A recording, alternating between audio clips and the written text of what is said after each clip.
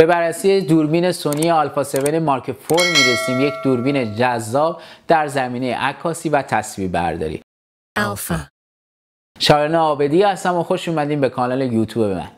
اول کار بریم به سراغ سنسور این دوربین. سنسور فول فریم 33 مگاپیکسلی با حساسیت ISO 100 تا 25600. تعداد نقاط فوکوس این دوربین 759 نقطه فوکوس و عکاسی پای 10 فریم بر ثانیه و تصویربرداری 4K 60 فریم رو به شما میده.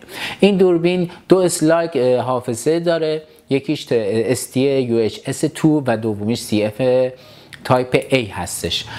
کلا دوربین 700 گرم وزنشه. پورت های این دوربین HDMI تایپ A، USB تایپ C، جک هدفون و میکروفون و قابلیت اتصال تلفن همراه از طریق وای فای و بلوتوث رو به شما میده.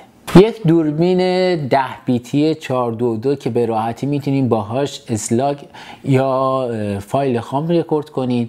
این دوربین مثل سری قبلی خودش لرزشگیر 5 محور داخلش قرار گرفته شده که موقع عکاسی و تصویربرداری خیلی بهتون کمک میکنه.